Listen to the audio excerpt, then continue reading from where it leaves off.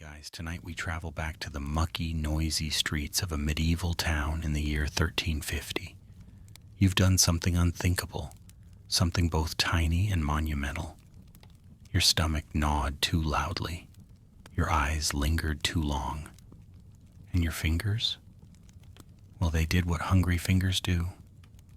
You stole a loaf of bread, still warm, still soft, the crust golden with a scent that hits your nose like a dream. The problem, it wasn't yours. The baker's stall had been right there, tucked between a cooper's shed and a cart full of wrinkled apples. His back turned, just for a second, and in that single heartbeat, your fingers acted. You didn't plan it, not really, but there it is, loaf in hand, and now someone saw. You hear it. Thief. Loud. Sharp. Carried by the wind and echoed by others. Stop him. You clutch the bread close and freeze, and just like that, the town square becomes a trap. People who, moments ago, were bargaining over onions and pig's feet now turn with wide eyes and sharp tongues. One woman points, another shouts. A child stares in fascination. You stand in the middle of the chaos, heat rising to your cheeks, breath shallow. So, before you get comfortable, take a moment to like the video and subscribe, but only if you genuinely enjoy what I do here. And hey, let me know where you're watching from and what time it is for you. I love seeing how far and wide these sleepy journeys stretch. Now, dim the lights. Maybe turn on a fan for that soft background hum. And let's ease into tonight's journey together. You bolt. You don't even think. Your feet move faster than your brain. The town square tilts as you duck past a swaying cart of onions and nearly collide with a dog who is very interested in your loaf. Someone grabs for your collar. Misses. You pivot, you run. The air is thick with smoke from morning fires, and the stink of waste from chamber pots, dumped hours earlier, lingers in every alley. You dodge a puddle. You don't dodge the second one, which is not just water. Your heel slips. You keep running. There's a strange exhilaration as your heart races. It's like you're alive for the first time in weeks. Maybe it's the lack of calories. Maybe it's fear. Or maybe it's the rush of doing something you absolutely should not have done. You laugh just once before another shout behind you shuts that down. Historically, petty theft like this wasn't just a nuisance. In a society obsessed with order, where even your class determined how many geese you could own, stealing was seen as dangerous chaos. It wasn't just about property. It was about respect, structure, and weirdly, God. Yep. Theft wasn't just a legal matter, it was a sin. Quaint, isn't it? A loaf of bread seen as a moral downfall. But 1350 wasn't kind.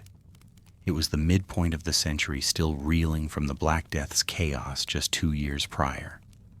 That little plague wiped out entire villages.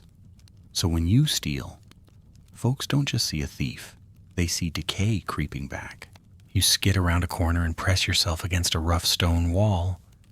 You clutch the loaf tightly to your chest like it's a newborn. The crust has cracked a little from your grip. You can't smell it anymore. You're breathing too hard. You peek out. They're still looking. One man holds a stick. Another has taken off a shoe and is waving it like a club. You wonder if it's even clean. Historians still argue whether punishments for petty theft were harsher during famine years, or whether authorities tried to seem more merciful to avoid uprisings. What is clear is that stealing bread wasn't just breaking a rule. It was poking at a wound still healing from death hunger, and revolt. You wait. The bread in your hand feels heavier now, not just from its weight, but from everything it represents. Hunger, desperation, a system that gave you no choices. Your stomach growls again, loudly. You look down at the loaf. You want to eat it. Just a bite. But it's too late for that now. The moment's passed. You know you're not getting away with this. Your toes press into the grime as you dart down another alley, the bread still clutched against your chest like some priceless relic. The shouting behind you hasn't stopped. It's scattered now. Some voices echo from the square, others close, too close, bouncing off the timbered walls and damp stone. You sprint past a row of lean-tos, ducking beneath a sagging laundry line strung with questionable linens. A chicken shrieks and flaps up at your passing. Someone must have stolen that one too, based on its indignant squawking. Your chest burns, your legs ache, but you keep running. The mud underfoot isn't just mud, it's slop. Bits of straw, ash, offal, and what historians politely call night soil. It squelches up between your toes. And when your foot hits a slick patch near the tannery, you stumble, grabbing at a stack of crates to steady yourself. The bread nearly slips from your grip. You hiss through your teeth and keep going. The sounds of pursuit are louder now. A boy's voice yells, "He went that way." Someone's huffing, older, heavier. You spot the glint of a steel pot helm around the corner. A town watchman, or maybe just a local who thinks he is. Either way, he's seen you. You duck into a side lane, narrow, so tight your shoulders scrape the plaster walls. It smells of garlic, rot, and something very alive. You don't want to know. You emerge into another street, this one wider, and suddenly you're in the midst of the fishmonger's row. Fish.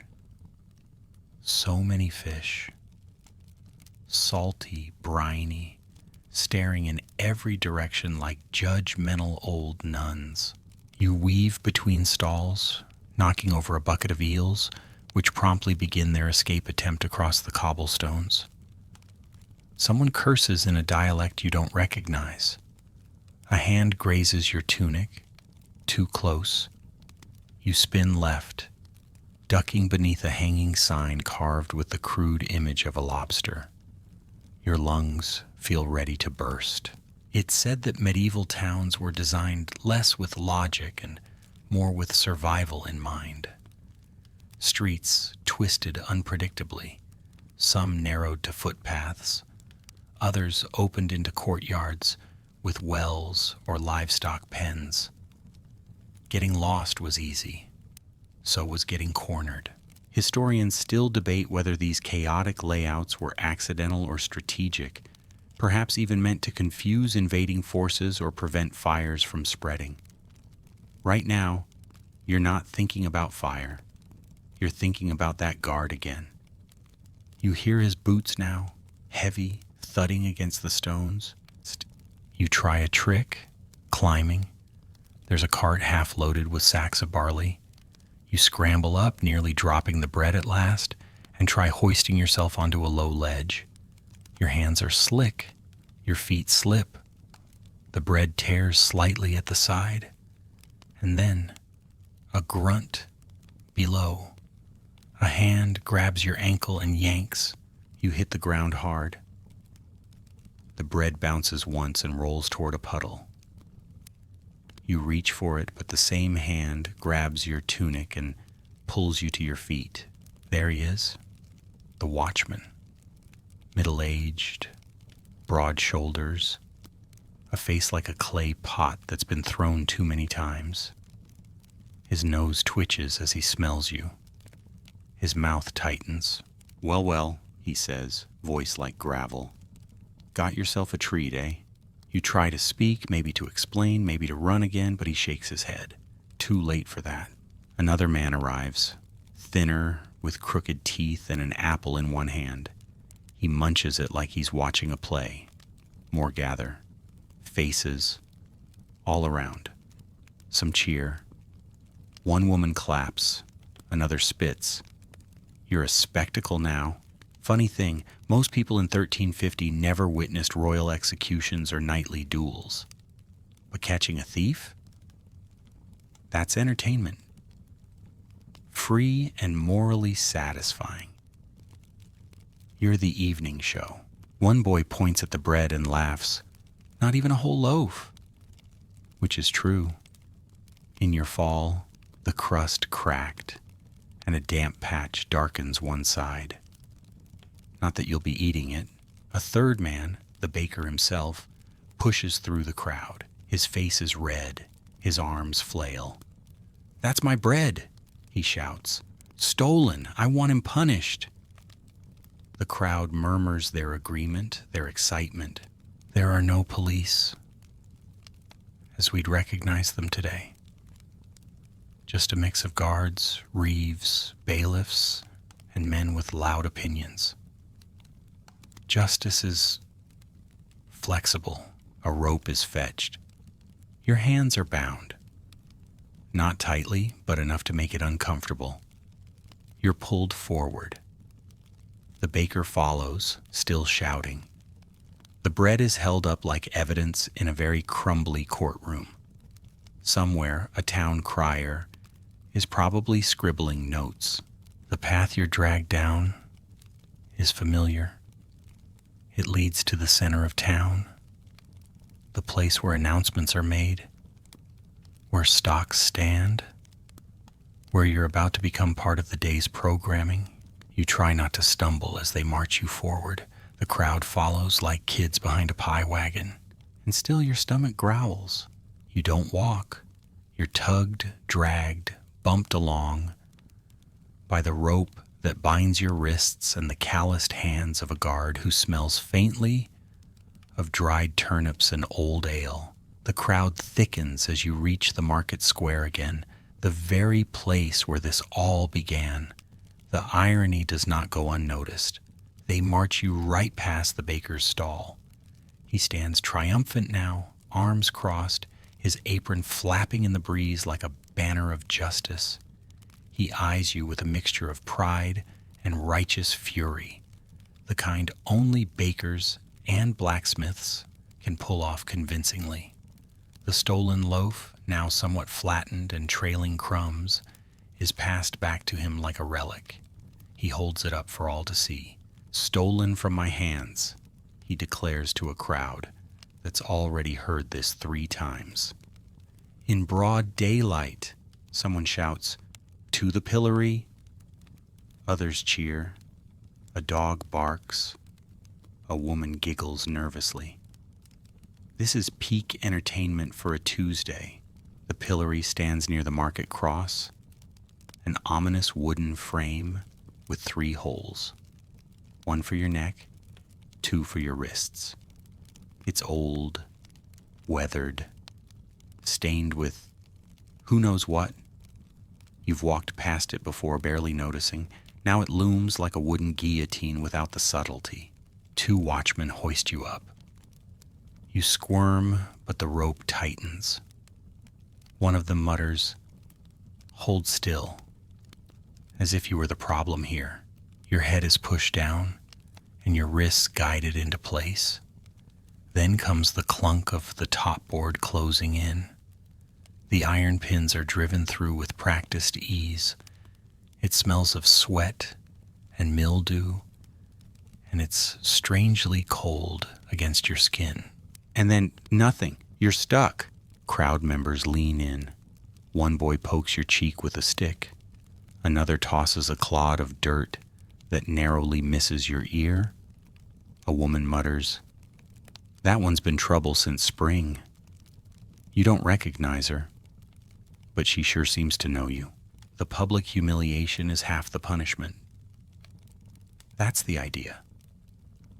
Stocks and pillories weren't meant just to restrain. They were theater. You were the lead actor now, and your only lines were pained grimaces and stomach growls. Historians still argue whether public punishment effectively reduced crime or just gave folks something better than mummers' plays. But they do agree on this. It was communal. A whole town could vent its frustrations on one scrawny bread thief without ever asking how he got hungry in the first place. You blink against the sun. A cabbage leaf smacks your face. Someone laughs. Somewhere behind you, a drunk begins to sing, off-key and with the wrong lyrics. The baker stands nearby, still holding that mangled loaf like a judge with a gavel, a fringe detail easily missed. Some towns had actual rotating punishment schedules. Mondays for drunks, Tuesdays for thieves, Fridays for lewd conduct. Whatever that meant. So there's a chance your performance is only one act in today's lineup. Time stretches. Your neck aches. Your fingers tingle. You can't feel your toes properly. You think about bread again. Not just the one you took, but all the ones you didn't. Warm loaves lined up like golden bricks, stacked behind stalls, out of reach. Someone hurls a turnip. It misses. Another tries an egg. Closer. You sigh through your nose. And then you hear it. Footsteps. Deliberate. Heavy. The kind that belong to someone who knows they're in charge. The crowd hushes. Well, hushes slightly. You can still hear the drunk, who's moved on to singing about cows. The bailiff arrives. Black robe, chain of office.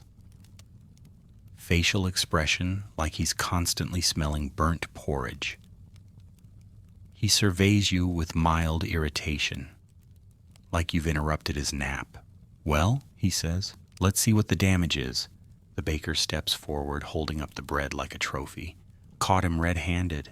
The bailiff snorts. Crumb-handed, more like. A ripple of laughter. You don't join in. The bailiff circles you slowly, tapping his fingers together. Stolen food? First offense? He asks no one in particular. Second, the baker lies. You open your mouth. The pillory creaks as you shift. It's not silence, says the bailiff. You'll have your say in court. Oh, lovely, court, because this wasn't already fun enough. And with that, he turns and leaves, his robe sweeping dramatically behind him. Someone applauds. The crowd begins to thin. It's past midday. People have chores, animals, lives. You're left behind, literally stuck with your thoughts. It occurs to you, not for the first time, that the bread wasn't even that good. The pillory creaks with every slight movement you make, the wood settling around your shoulders like an ill-tempered barn cat. Your wrists are beginning to ache from the awkward angle. The sun is climbing now higher and hotter, beating down on the back of your neck with what feels like personal malice. You can feel sweat sliding down your spine, trickling along the grimy fabric of your tunic. Around you, the square quiets somewhat. The lunchtime crowd has drifted off, no doubt to gnaw on bread they didn't have to steal. A few loiterers remain. The old woman selling tripe hasn't moved since dawn. Two boys throw pebbles at a chicken, but occasionally one bounces toward you instead. One of them hits your shin. Oops, the boy grins. But now, with the bailiff's declaration still humming in your ears, you realize the humiliation was just the opening act. There's more to come. You're not just being punished in public, you're also being officially processed, judged, and if you're lucky, merely chastised. If you're unlucky, well, we'll get to that. Eventually the guard returns, unpins the pillory's top, and yanks you free like a sack of old carrots. Your arms flop. Pins and needles flood your hands. The rope goes back around your wrists. This time, they're not gentle about it. You're tugged forward through the square again, past the fishmonger's stall, and toward the town hall. A squat stone building with a door that always seems just a little too small for drama. Inside, the scent shifts.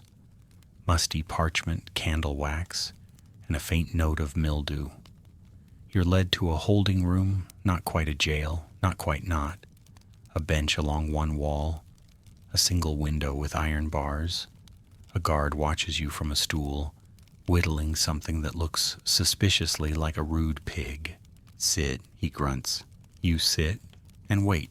This part, the waiting, isn't in the songs. No one sings ballads about sitting in holding rooms, swatting flies, and trying to ignore how much your hands itch under the rope. But it's the bulk of medieval justice. Waiting, being looked at, being judged, sized up, and probably gossiped about over mugs of small ale. Eventually the door opens. "Come," says the pig whittler, now halfway through his second pig. You're led out into a chamber that pretends to be a courtroom. A wooden table, a few benches, a big chair where the bailiff sits again, now looking more bored than ever. The baker is there too, clutching what remains of the loaf in a cloth, like he's delivering a baby to evidence. He glares at you. You try to glare back, but your face twitches from all the dried sweat. The bailiff doesn't even look up right away.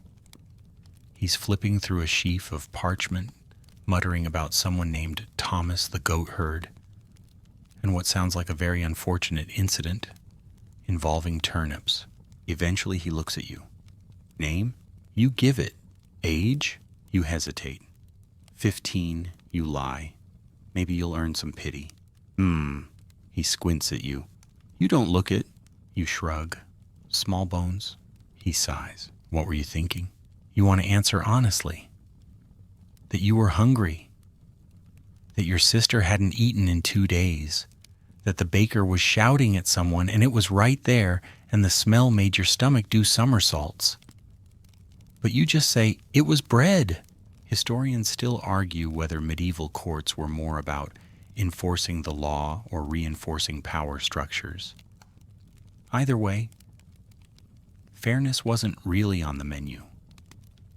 There were rules, sure, but they bent easily if you had a good reputation, or if you had none at all. The bailiff scratches his nose. This your first time caught? You nod quickly. The baker squawks. I told you, it's his second. I saw him snooping last month. The bailiff raises an eyebrow. Did you see him steal? The baker hesitates. That's what I thought. The bailiff turns to you. We're going to keep this simple. You don't relax. Simple rarely means nice. You're guilty. Obviously. But you didn't run far. You didn't lie. You didn't fight, and he eyes the flattened loaf. It was just one. You hold your breath. So, he declares, we'll give you a bit of a spectacle. A flogging, 20 lashes. Your breath comes out sharply. Not from relief. And a fine, he adds, almost as an afterthought. 4 pennies to the baker. When you have it, you glance at your hands. They've never held 4 pennies at once in your life. There's a murmur from the back of the room. You turn. It's your neighbor, the old man with the blind cat. He mutters something about lenient judges, and next thing they'll be robbing the monks. The bailiff raps his fingers. Take him to the square. Let's get it over with. As you're led away again, you think, 20 lashes. You've seen them before. Long red stripes. Some people passed out. Some didn't make it. But you'll make it, probably. Hopefully. The walk back to the square feels longer this time. The rope around your wrists itches. Your arms ache. And now, there's a new feeling in your chest. A kind of dull dread that pulses with every step. Not fear exactly, though That's certainly in the mix. No, it's more like grim anticipation. You're not guessing anymore. You know what's about to happen. They don't bother announcing it with a bell or a shout. Word travels fast in towns like this. Before you even reach the platform near the Pillory, a crowd is already forming again.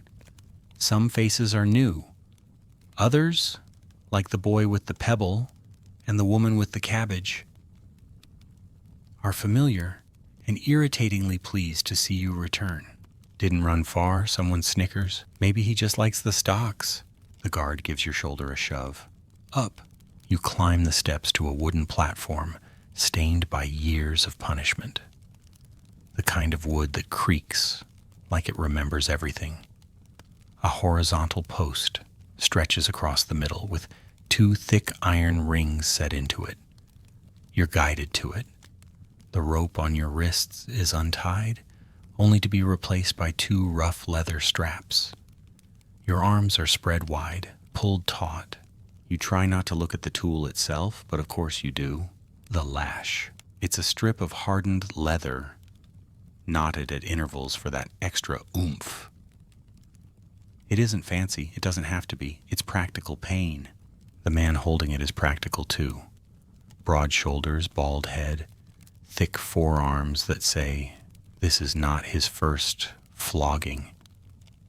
He looks at you with no hatred, no amusement, just routine. 20, the bailiff announces, voice flat.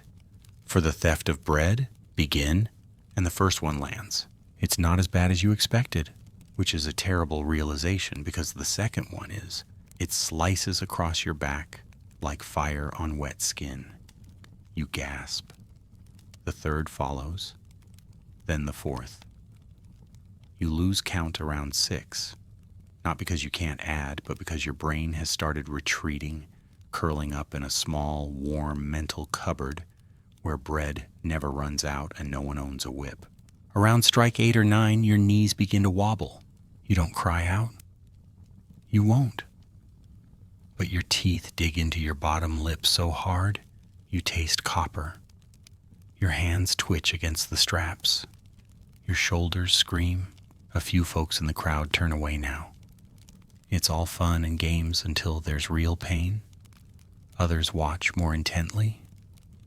A man near the front makes a comment about how it builds character. You would very much like to introduce him to a well-placed turnip.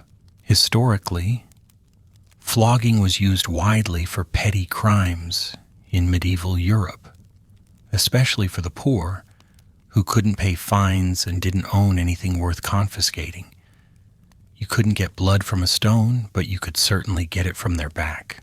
Interestingly, some towns had very specific regulations, like no flogging on feast days or not more than 30 strokes in July. Scholars still argue whether these were rooted in mercy, religion, or just civic scheduling conflicts.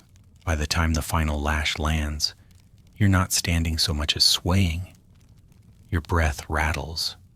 Your tunic clings to your back, damp and sticky. The crowd gives a weak clap. Polite, almost bored. As if you were the warm-up act before a pig wrestling contest. The straps are unbuckled. You collapse to your knees. The platform feels oddly comforting beneath your palms. "Get him off," says the bailiff. The guard hauls you upright and half drags, half carries you to the edge. You stumble down the steps and land in a heap at the base. You don't even try to stand. Someone, bless them, hands you a tin cup of water. You don't see their face, you just drink. Your back throbs in waves. Every heartbeat is a drum. But you're alive. You're done, for now. The fine still hangs over you like a moldy ceiling beam. 4 pennies. It doesn't sound like much. But in 1350, it's a chunk of change. A laborer might earn 1 penny a day. Less, if the Lord's feeling stingy or the weather's gone bad. You wonder if the baker will come after you again if you can't pay. You also wonder if your sister will be angry that you didn't bring the bread home. She won't be. She'll cry quietly and rub your wrists. She'll boil you a mash of leeks and oats and tell you next time to run faster. The platform behind you creaks again. Another thief? A drunk? Someone caught smuggling turnips into church? You don't care. You're done being the main event. For now, you're not thrown into a dungeon. Not yet. Instead, you're dragged, half-conscious, and still hunched like a boiled shrimp, to a side alley behind the town hall where you're left to recover. Recover. What a charming word for lying on cobblestones, with a back that feels like it's been roasted on a spit. Your breath comes in shallow gasps. You shift slightly, and every motion sends fresh daggers of sensation through your spine. The flogging has turned your tunic into something like a second skin, made of thistles. You try to peel it off your back, but the cloth has stuck. You wince, let it be, and focus on not passing out. Eventually, you're hauled up again. The guard who helped strap you into the flogging post isn't unkind, but he's not warm either. Just doing his job. Just another Tuesday, really. Time for the trial, he says without irony. Didn't we just do that? Not the formal one, he replies, rolling his eyes. That was just the summary. Of course, because medieval justice, much like medieval plumbing, wasn't known for its efficiency or clarity. See, for some crimes, especially ones tied to property, like your little bread adventure, you were often given a public shaming or punishment before your actual day in court. The real trial might come days later. Or, if the paperwork was slow and the bailiff had a new dog, even weeks, so you're dragged inside again. This time, the hall is full. Not just townsfolk, but officials. A clerk, a scribe, the reeve who manages town records and whose beard is so long it could be rented out to squirrels. The Lord's steward is there too, sitting smug in the front row, likely already picturing your punishment as a bullet point on his weekly report. You're stood before them still smelling of sweat and lashings, and asked to repeat your name, your age, and your crime. I stole a loaf of bread, you say, barely audible. Louder, you glance around. I stole a loaf of bread. There's some snickering, some sighing. One of the scribes dips their quill in ink with unnecessary flourish. Now a peculiar thing happens. Witnesses, not just the baker, who at this point has practically composed a ballad about the theft, but others. A woman who claims she saw you eyeing the goods suspiciously last week. A butcher who says you once lingered near his sausages. A man who heard you whisper to someone about the word flour. Medieval trials were often little more than community storytelling sessions with consequences. Evidence? Rare. Hearsay? Abundant. If someone disliked your face, they could testify to your wickedness. If your family had a reputation, well, so did you. Historians still argue whether medieval common law evolved from tribal justice systems or from ecclesiastical courts' moral codes. Either way, it was as much about narrative as it was about proof. And right now, your narrative is not looking great. But then a surprise, a quiet voice. Someone stepping forward from the back of the hall. It's old Berta, the woman who sells parsnips that taste like regret. She's known you since you were a child, and she tells the court something different. That boy, she says, he didn't steal for sport. He stole because he's got a sister who's been coughing for 3 weeks. No bread, no coin. His father was a tanner, died last spring. He's all she's got. The room quiets. For a brief moment, you almost believe things might turn. The steward shifts in his chair. The bailiff rubs his chin. The reeve raises an eyebrow and checks the parchment again. There's a whisper among the court. Someone mentions the plague. Someone else mutters something about compassion. Another about, precedent. Then the steward clears his throat. Let's be practical, he says. The punishment has been delivered. Flogging, humiliation, a fine ode. He gestures at you. But let it be recorded, this boy is on notice. Any future theft, however minor, and the gallows won't be far behind. You don't flinch, but inside something drops. You're let out again. No dungeon, no stocks. Just the street. The fresh air is too bright. The town too loud. The bread you didn't eat lingers in your thoughts like the scent of something long burned, a curious part of medieval justice. Once punished, you were often dumped back into the world, without support, no rehabilitation, no assistance, just the same empty stomach, but now with a back that hums like a wasp's nest and a town that knows your name in all the wrong ways. Still, you're free. Technically, you limp home. Slowly. Every step a lesson. Every breeze across your back a reminder. You hope your sister is still there. You hope she hasn't coughed herself into a fever. You hope she hasn't gone looking for you, and perhaps most foolishly, you still hope for bread. By the time you reach the edge of town, your legs are jelly. You pass the hedge with the broken gate post, the stonemason's yard, and finally the crooked row of cottages near the ditch. Your home, if it deserves the word, leans slightly to the left like it's also had a rough day. You lift the latch with fingers that barely want to cooperate. The door groans. Inside, it's dim, cool, and musty, though that's generous. Really, it smells of old straw, damp wood, and the unmistakable breath of sickness. Your sister stirs from the corner. She's on the floor, wrapped in a threadbare wool blanket, eyes fluttering open. "You're back," she croaks. You nod, then wince. Even nodding makes your back throb.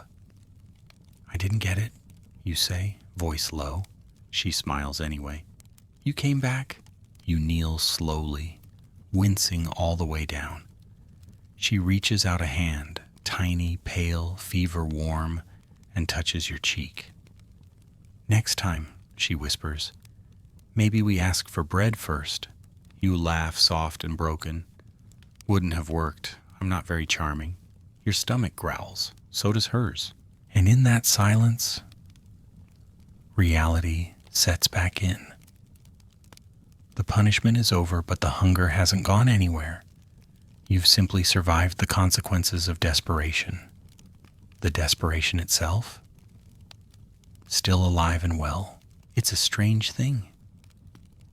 Punishment in 1350 isn't just about the act. It's about the example. You're now a lesson in flesh, something the town can point to when their children ask too many questions. And yet for many crimes, especially theft, punishment didn't stop at humiliation or pain. Often it came with a stain, a mark on your name, your record, your body. Some towns branded thieves, a literal mark, a hot iron to the hand, cheek, or shoulder. You'd carry it forever, a walking warning sign. Do not trust this one. Luckily, or maybe just due to the bailiff's indifference, you were spared that, but not all were. Historians still argue whether such branding served justice or merely ensured a cycle of poverty and crime. After all, who would hire someone with a blackened T on their hand? Not the baker, that's for sure. You sip from the water jug, then hand it to your sister. "We'll think of something," you mumble. "But what? You could try work again." The fields, maybe, if they're not too full already. Or the tanner's yard, though the smell alone could kill a healthy man. Or maybe the priory. Sometimes they give alms to the desperate. Sometimes they just give sermons. And as you sit there in the flickering half-light of the cottage, a strange thought creeps in. What if the baker had forgiven you? What if, instead of chasing you, he'd seen your face, your size, your desperation, and handed you the loaf? It's a silly thought, naive. People in 1350 couldn't afford generosity. Not often. Not when their own survival was a daily struggle. A bad harvest, a rainy week, a spoiled batch of flour. It could send a family to ruin. Bread wasn't just food, it was fortune. It was everything. That's why stealing it was such a big deal. It wasn't the act itself. It was the fear it represented. If one person could take what wasn't theirs, what stopped 10 or 20, or an uprising, it wasn't just your act that earned you the flogging, it was the threat you represented. Medieval towns were fragile little machines. Everything had to run just right. Lords collected taxes, bakers baked, peasants bent their backs, thieves broke the gears, so they were beaten, branded, or broken in return. Still, you can't help but feel it all went a bit far. You settle beside your sister. She's already drifting off again, her breathing shallow but steady. You watch the door. You listen to the wind. You imagine the loaf, golden, crusty, warm, and then, almost without thinking, you whisper to the dark, "Next time, I won't get caught." Because even in 1350, lessons don't always stick. Morning comes like a slap. Bright, loud, and full of chickens. You wake to their clucking just outside the wall, pecking near the doorstep like they own the place. Your back is stiff. Not just sore, stiff. You shift, and it feels like every muscle down your spine is wound in knots and tied with anger. Your sister's still sleeping, curled like a cat beneath the thin wool blanket. You can hear her breathing, raspy, but steady. It's a good sound, a sign that, at least for now, you haven't failed completely. Your stomach growls again. It does that a lot lately. You've started to treat it like an annoying neighbor. Just nod and try to ignore it. You step outside slowly, blinking against the morning glare. The town is stirring. A few carts creak past. A dog barks at a goose. Someone's already hanging laundry that somehow looks cleaner than you've ever been. And there's the baker. You see him from across the square, busy unloading a fresh batch of loaves onto his stall, his face still red with the pride of yesterday's justice. He doesn't see you. Or maybe he does, and just pretends not to. You wonder again. Could he have done anything different? Probably not. Bread is bread. Even a single missing loaf might tip the day's earnings. And in 1350, where profit margins were roughly the width of a shoelace, every crumb counted. Still, there's a curious law you've heard whispers about. If a thief steals food in times of famine, and their intent is clearly hunger, sometimes, rarely, they're not punished as harshly. Some towns had this idea that hunger wasn't a crime, but others, they had the opposite belief that hunger made people dangerous and needed to be stamped out fast. Historians still argue whether medieval food theft was ever really treated with empathy, or if those exceptions were just local quirks, forgotten in the broader cruelty of the age. You lean against a post and watch the world go by.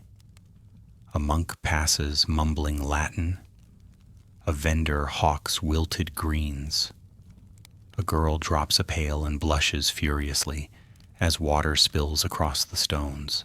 And then you notice something strange. The baker isn't alone. A second man stands beside him, taller, dressed in a long gray coat and carrying a wooden tally board. He's scribbling, counting, inspecting the loaves. This is unusual. You inch closer quietly. You overhear them talking. Not loudly, but enough.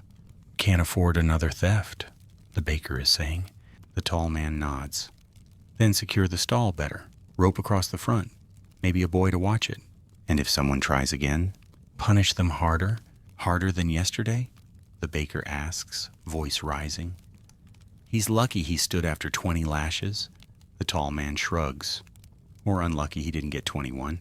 The baker goes quiet, and you realize something. He might not be proud. He might be shaken. Maybe yesterday cost him more than a loaf. You step back. You don't want to be seen. A fly buzzes near your ear. You wave it off. The baker waves a fly too, but his eyes linger on the ground where you stood just seconds ago. You wonder, did he catch a glimpse?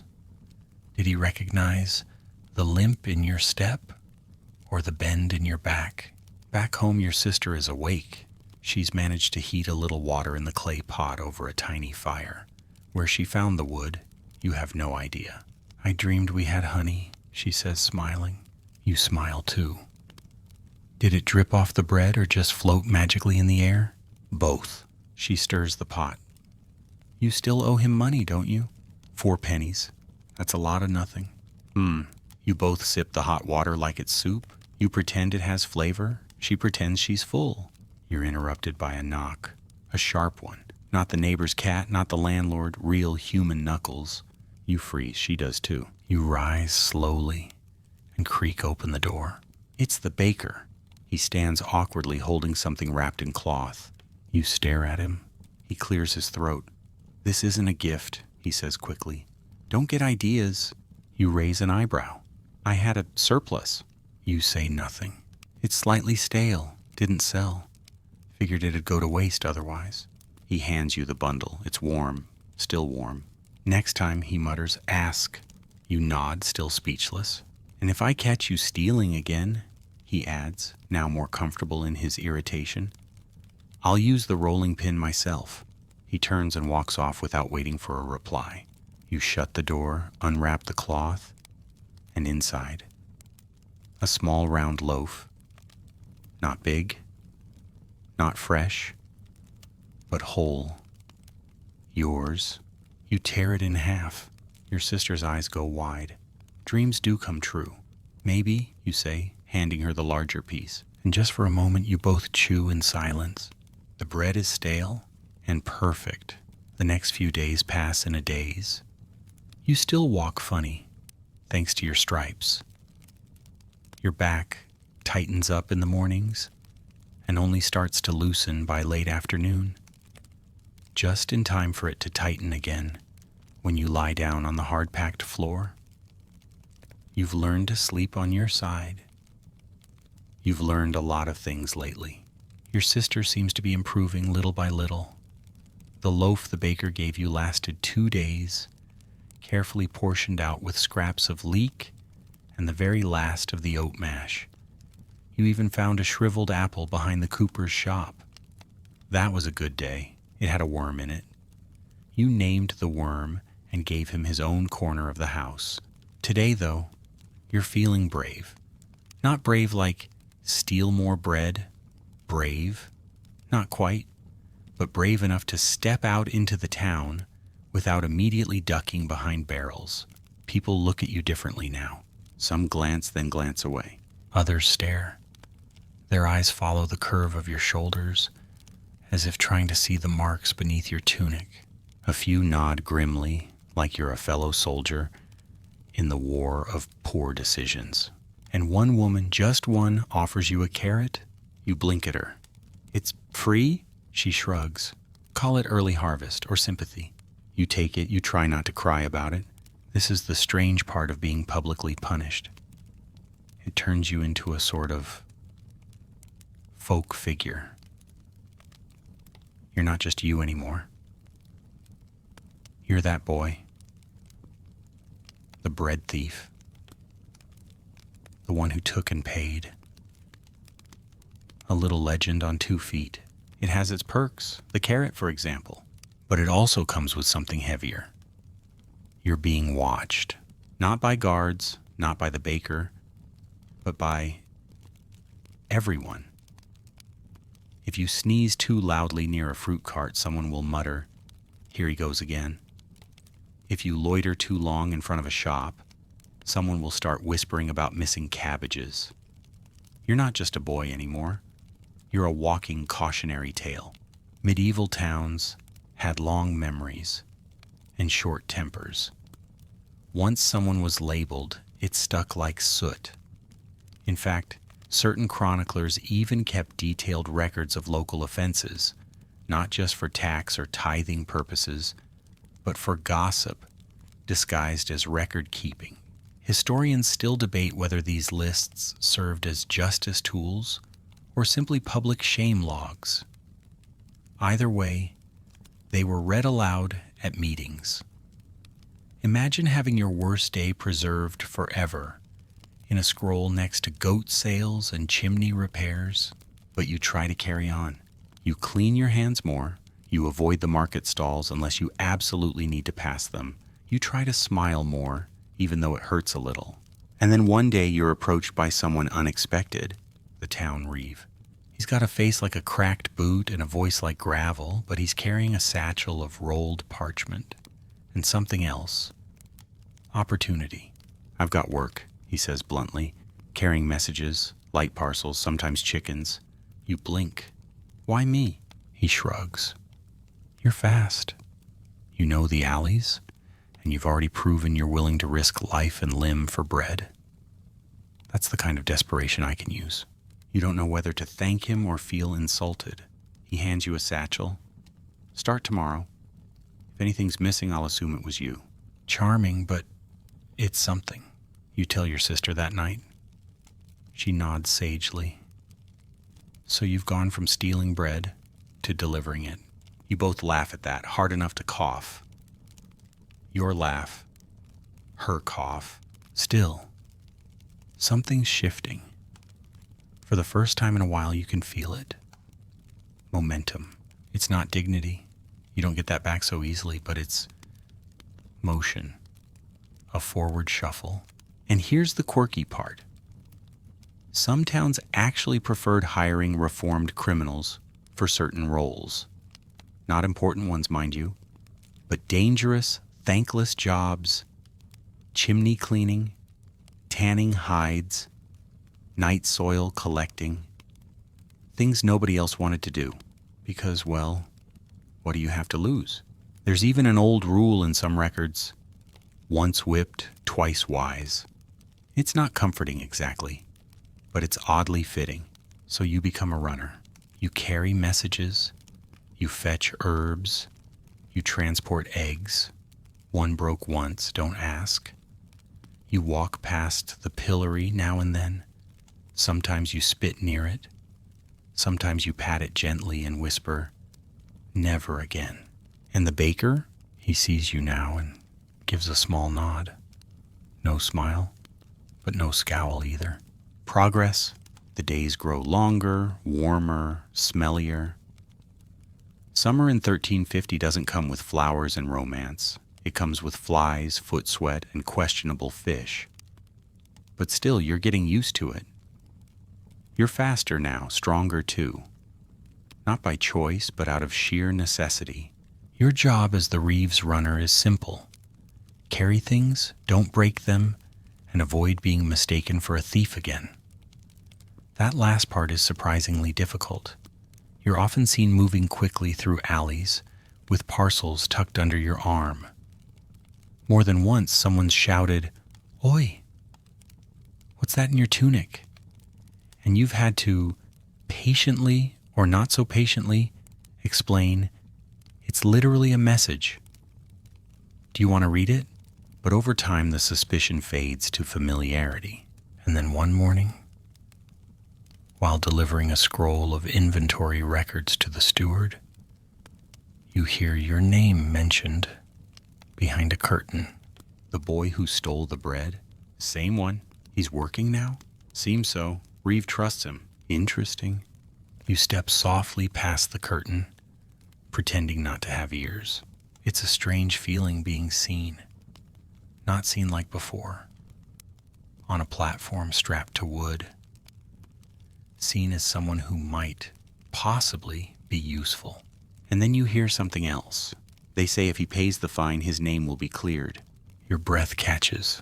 You had forgotten about the fine. 4 pennies? The sum might as well be 4 crowns. You've been earning a little from running. Pennies here and there. Mostly in food or scraps or the occasional coin. But it's slow. And now you're told that if you pay, you could be cleared.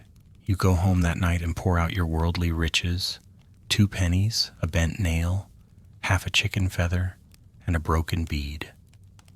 Your sister nods sagely. Well, she says, that's halfway there. Closer to a third. She waves her hand. Don't be dramatic. You start saving. Every errand, every job, every tip goes into a rag-stuffed jar hidden behind the firewood. Some days, you come home with nothing. Others, a spare coin. Once, an old woman pays you in parsnips. You try not to look disappointed. Meanwhile, the town moves on. The stocks are used again, for a drunken smith this time.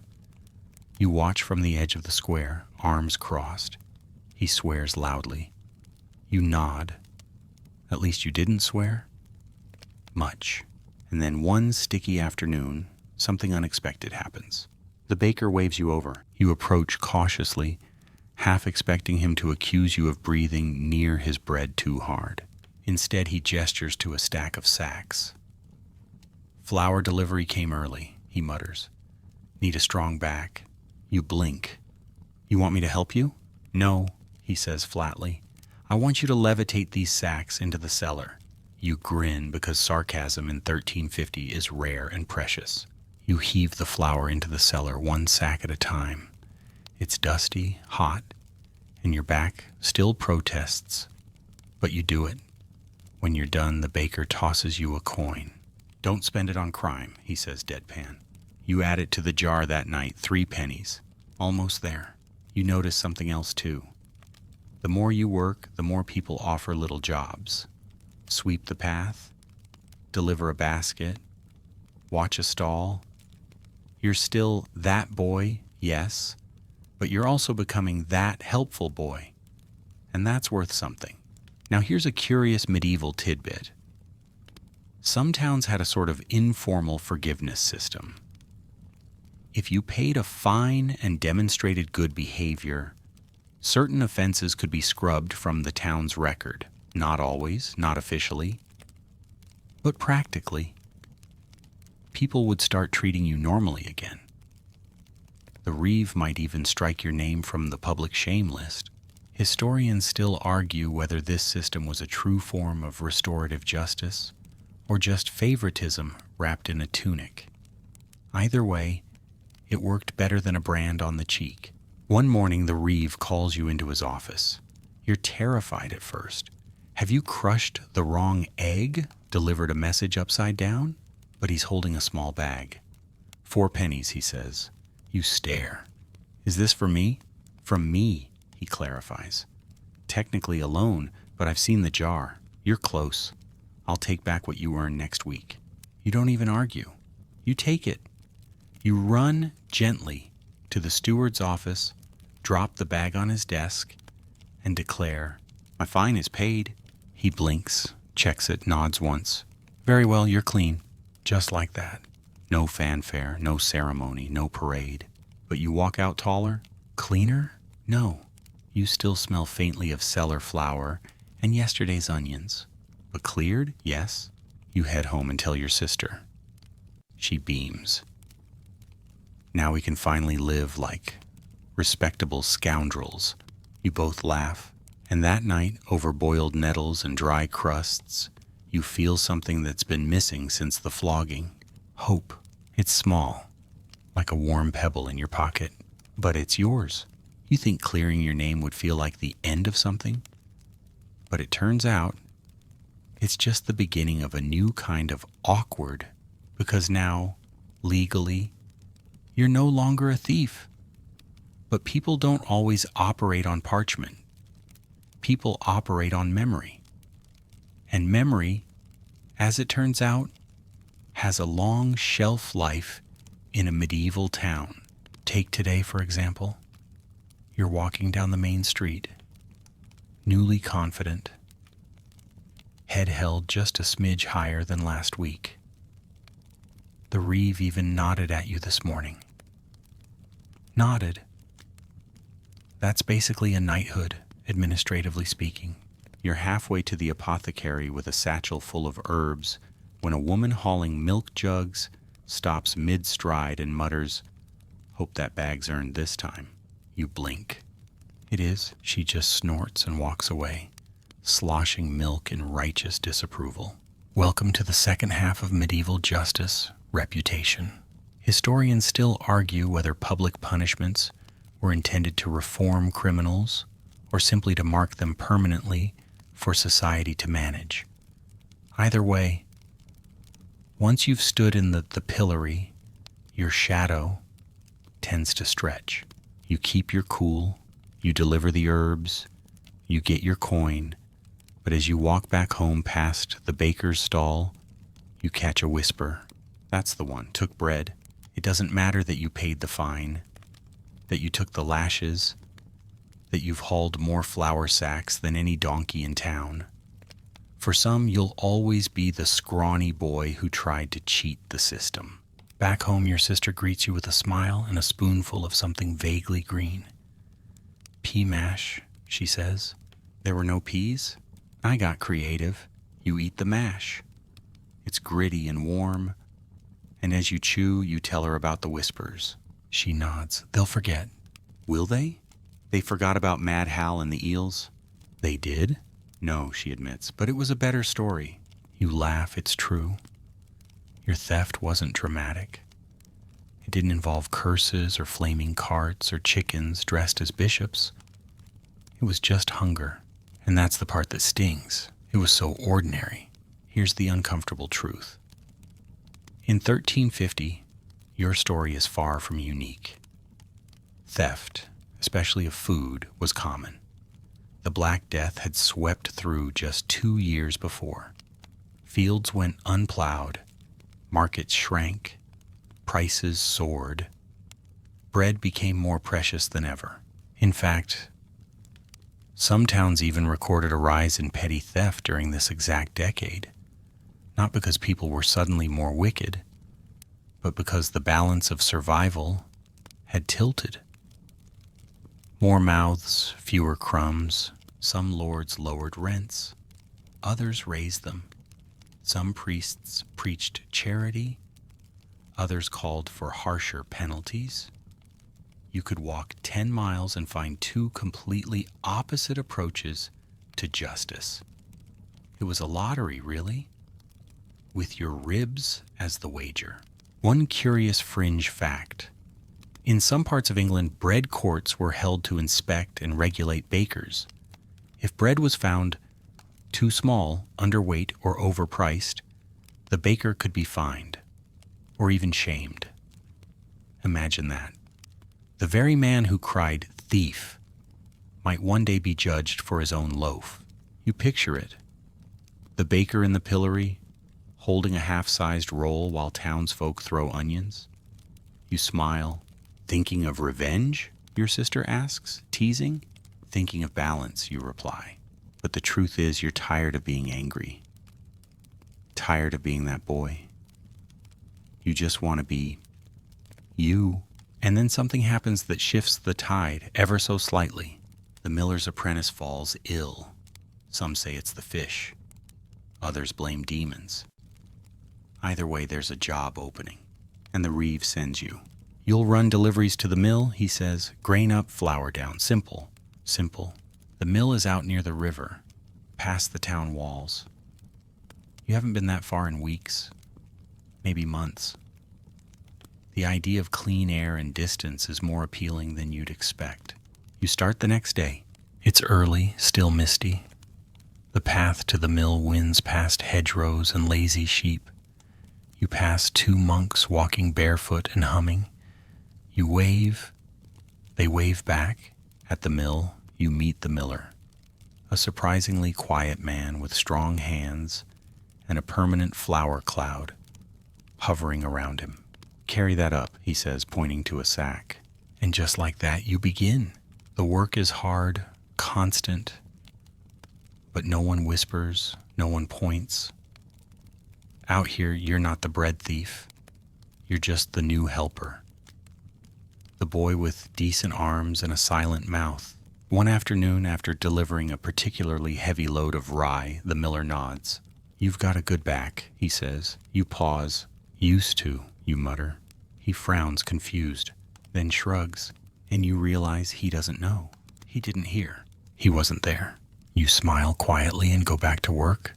Sometimes the cleanest slate is just a little distance away. The days at the mill slip into a rhythm. Wake early. Walk the long road. Haul sacks. Turn the grindstone. Avoid the geese. Repeat. You've started to enjoy the simplicity of it. No shouting crowds. No suspicious eyes. Just grain and grit, and a man who doesn't ask questions so long as you show up and don't drop the barley. And it's out there, away from the town square's tight scrutiny, that something odd happens. People stop looking at you like a cautionary tale. The village children who once whispered and pointed now wave as you pass. The tanner's wife even offers you a slice of turnip pie once, burnt crust and all. You're not entirely sure it was a compliment, but it's progress. Word travels, even if it travels weirdly. "The bread boy's working at the mill now," someone says. "He's shaping up," another replies. Someone claims you've become a monk. Another thinks you're a Reeves spy. You don't correct any of them. You just walk, work, and let them guess. Back in town, the pillory stands empty more often than not. Apparently someone tried to climb into it as a joke last week after too much ale, but got stuck and had to be sawn out. The town hasn't quite recovered. You pass the stock sometimes and glance at the wood grain. You still remember its roughness on your skin. Still feel the weight of that crowd's eyes. It's funny, you don't fear it anymore. But you do remember it. In detail. Every sound, every jeer, every cabbage leaf. There's a kind of peace in that. One afternoon at the mill, as you're wiping sweat from your forehead with your sleeve, the miller speaks. "You ever steal again?" It comes out of nowhere. No venom in it, just curiosity. You freeze. He doesn't look at you. Just tosses another scoop of grain into the hopper. "No," you say after a beat. He grunts. "Good. And that's it? No lecture, no judgment, just one man asking another if he's done being dumb." Historians still debate whether common folk in medieval England were as harshly moralistic as the laws suggested, or whether, behind closed doors, people understood better than anyone what desperation could do. It's possible, likely even, that they all knew, that most thieves weren't wicked, just tired and hungry. Even the baker's changed. A little. He nods at you more now. Sometimes he asks if you've seen the Reeve. Once he even handed you a heel of yesterday's loaf. "Just going stale," he muttered. "Better eaten than binned." You didn't argue. You tore it in half and took the larger piece home to your sister, who raised an eyebrow and said, "This isn't some elaborate trap, is it? I think it's just bread this time." "You've changed?" she said with a smirk. "No," you replied, "I've just adjusted." She patted your arm. "So mature. Now go sweep the ash pile." Your little hut still leans. The thatch still leaks when it rains. But inside, the mood is lighter. Some days you even laugh. Real laughter. Not the kind you force when you're terrified and pretending it's funny. Then one crisp morning, the Reeve approaches you with a sealed message. Take this to the steward, he says. Important. You nod and run, boots scuffing through the mud. The steward reads it, eyes darting. Then he looks up, blinking. You've been offered a new contract, he says. Mill work, longer term, more pay. You blink. Why? He shrugs. Mill needs help. You've proven useful. The Reeve likes you. The baker doesn't complain anymore. It's remarkable, really. He smiles, thin and crooked. Don't get comfortable, he adds. But, well done. You walk home that day with a feeling in your chest you haven't had in months.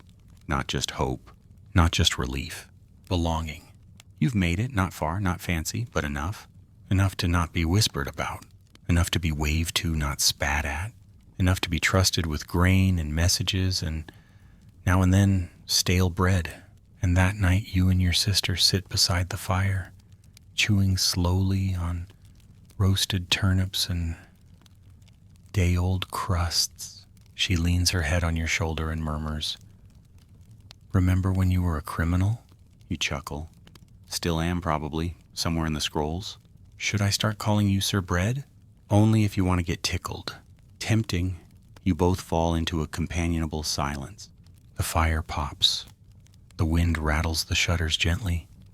Your back still aches, but you're warm, foolish, safe, not rich, not free, but something better maybe, steady. You've stopped counting the days since the theft, not because you've forgotten. It's etched in there somewhere between your shoulder blades, but because it no longer defines every breath you take. You no longer flinch when someone shouts in the street. You no longer avoid the market stalls like they're guarded by dragons. You don't have to, well, not as much. And that's when it hits you. You've changed, not just in how others see you, but how you see yourself. You walk taller, even if your back still aches in the mornings. Your shoulders, once weighed down with shame and hunger, now carry flour sacks, grain baskets, and the occasional squirming piglet. All equally stubborn. You even make jokes now. At work, the miller doesn't laugh, but he snorts occasionally, and you count that as victory. Today, as you finish stacking sacks by the granary wall, he looks up from his grindstone. You ever think about leaving? You blink. Leaving the mill? No, leaving town. You hadn't thought about that in weeks, maybe months. But now, with the sun warm on your shoulders and the scent of wild mint floating off the river, you realize you could. You could go. There's no iron shackle keeping you here. No debt. No curse. Just habit and comfort. And maybe a sister who still insists on boiling nettles when clearly they're not food. You sit with the thought that night. Your sister, ever perceptive, catches the look on your face. "What is it?" she asks. You shrug. "The miller asked if I ever thought about leaving." What did you say?" "I didn't." She stirs the pot. "Well, we've got nothing here, except that wall that leaks, and the nice widow next door who thinks you're a heretic. She thinks everyone's a heretic." "True." You laugh, then sigh. "There's a sort of golden cage to staying. You've earned people's trust. The baker no longer eyes you sideways. The steward knows your name. Even the dogs bark at you with a familiar disinterest. But there's still that part of town, the invisible outline of your mistake, that you never walk through, not even now." Historians still argue whether social reintegration was even possible for medieval petty criminals. Some say it was rare. Those with stained reputations simply drifted from town to town, hoping to outrun the whispers. Others argue that in tight-knit communities, forgiveness had to exist, There simply weren't enough hands to hold grudges and the harvest. Out here at the mill, you feel like you've reached the edge of that debate. You're living the maybe. One evening, a traveling merchant stops by the mill with a wagon load of spices and bells and silks from places you've never seen. He speaks with a strange accent and smells like cloves and goats. You help him load his flour. As he climbs onto his cart, he pauses. You ever been to Norwich? He asks. You shake your head. Big town, loud, smells worse than this place. But they've got more bread than crime. You smile faintly. Tempting. He flicks the reins. If you ever go, ask for Hugo at the Golden Basin. The cart rolls away. The moment rolls with it. You think about it for the rest of the week. One day, you ask your sister, if you could live anywhere, where would it be? She doesn't even pause.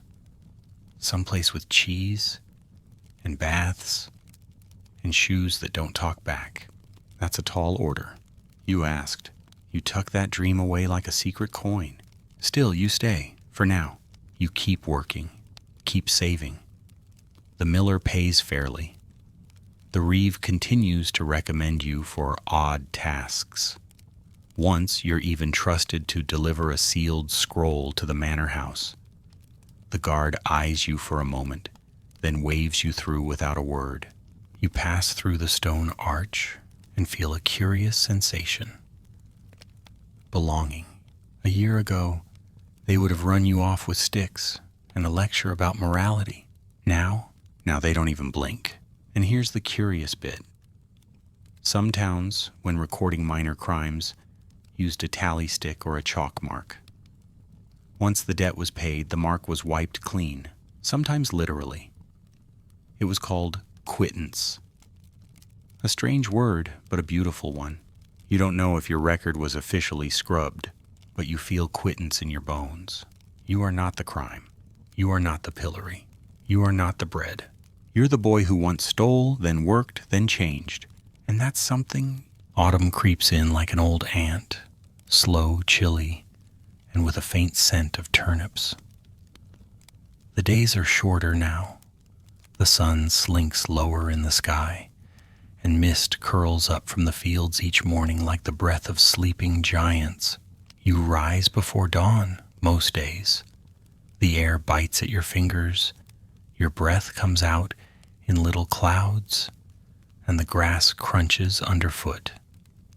But it's peaceful, comforting even. There's rhythm here. You've become part of it. One morning, as you're sweeping stray husks from the mill floor, the miller speaks again. You staying through winter? You pause broom halfway through a pile? I suppose so. Why? Just asking. Which in miller speak is code for, I'm glad. You nod. Unless something pulls me away. Something might, he replies. Or someone. You think of your sister still sleeping in your crooked little home, probably tangled in that too small blanket she refuses to replace. And you think of the merchant from before. Norwich, the Golden Basin, the idea that beyond this patch of earth lies another world, louder, messier, maybe more forgiving, then again maybe not. Back in town, the rhythm's changing too. The harvest's in, the fairs are wrapping up, and people are getting twitchy. This is when medieval folk begin to take stock, literally. Who has food? Who doesn't? Who will survive winter? And who might not? And in these quieter days, with fewer carts and fewer crowds, you start to notice something odd. There's less fear now. You see a boy trip in the square and drop a handful of apples. No one yells, thief? They just help him up. A girl loses her chicken, and 3 adults chase it down, not to keep it, but to return it. It's subtle, but it's there, a gentleness returning. You wonder sometimes if your story helped. Maybe not loudly, but maybe a few folks, watching you rebuild from the bottom, thought, if he can change, maybe others can too. One day, while helping the baker lift barrels into his shop, he grunts and says, "My cousin's looking for help in York. Runs a pie stall. Honest work." You blink. "Pies?" He shrugs. "Bread with ambition." You laugh. "Thanks, I'll think about it." "You do well. You've got the hands for it." You don't ask what that means, but you nod anyway. That night you tell your sister. She pauses mid-spoonful of broth.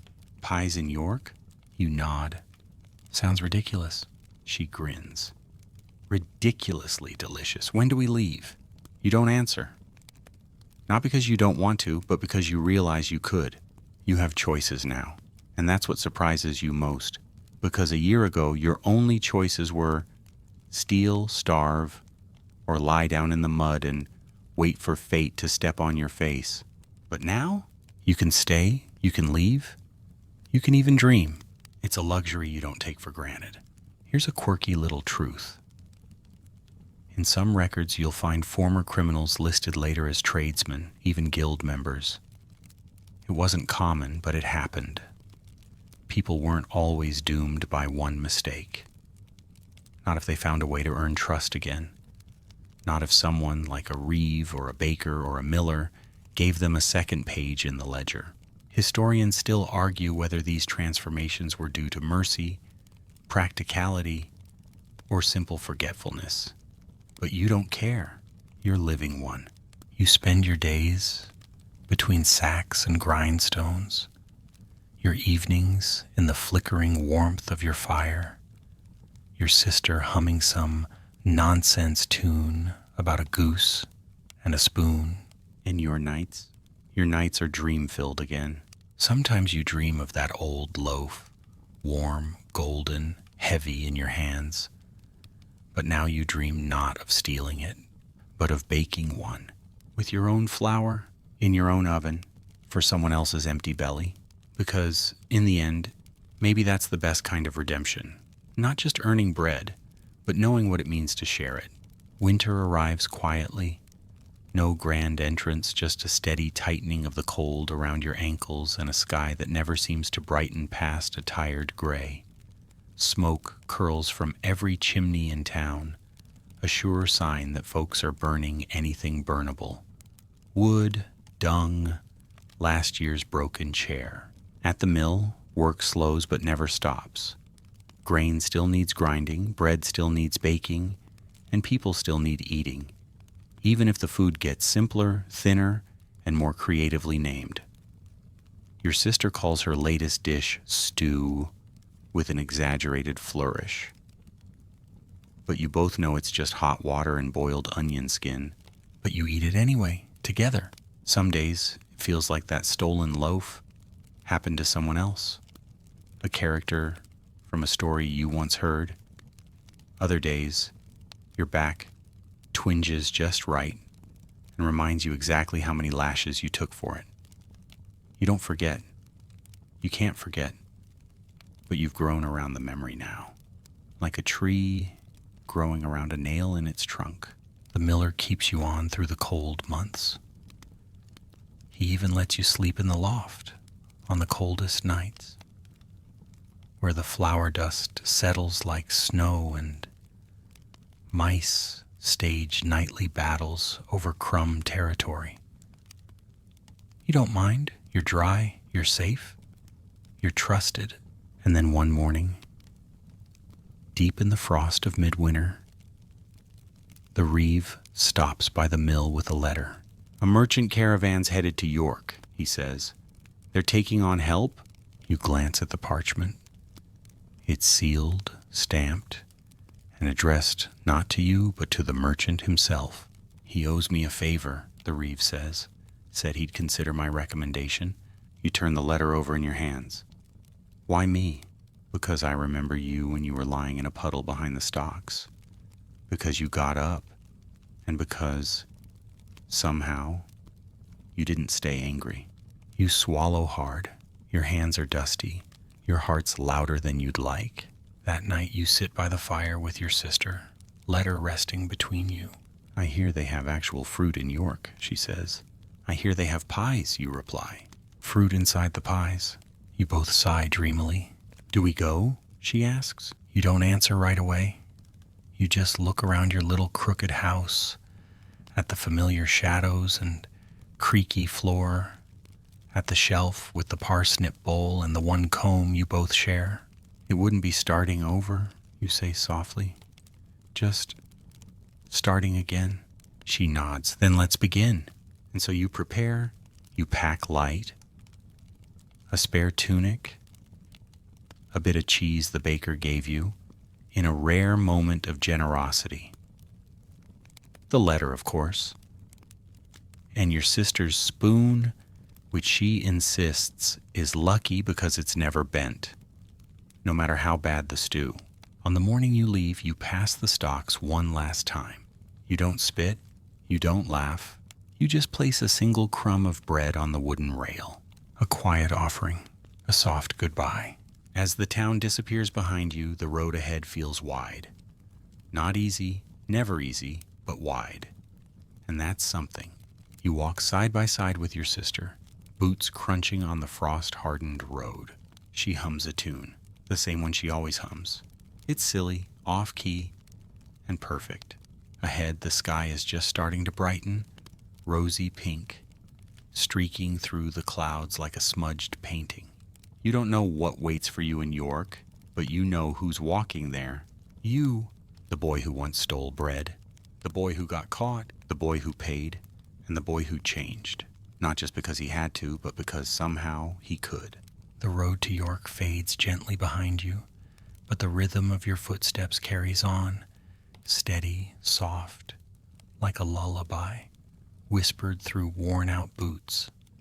The morning air is cool, not biting, and the sun rises just slowly enough to keep the sky quiet and golden. Each breath you take draws in a little more peace, a little more distance from what once was. There's something about long walks at daybreak that softens everything. The edges of fear, the ache of memory, even the echo of old shame. The world feels bigger now, but also safer, like it might actually have room for you in it. Beside you, your sister hums that old tune again, but slower this time, as though even her voice is settling into sleep. Her hand brushes yours every few steps, just enough to remind you that she's here, and you're not walking alone. The pack on your back is light, the road ahead is long, but your heart feels balanced, maybe even full.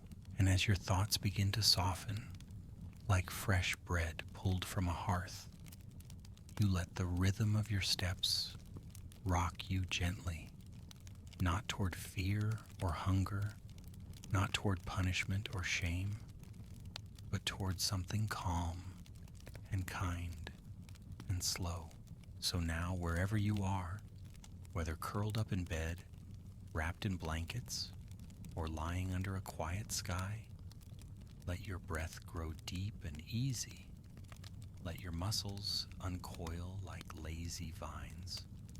Let the stories of long ago towns and strange old justice fade gently into the quiet. You've walked a long way tonight.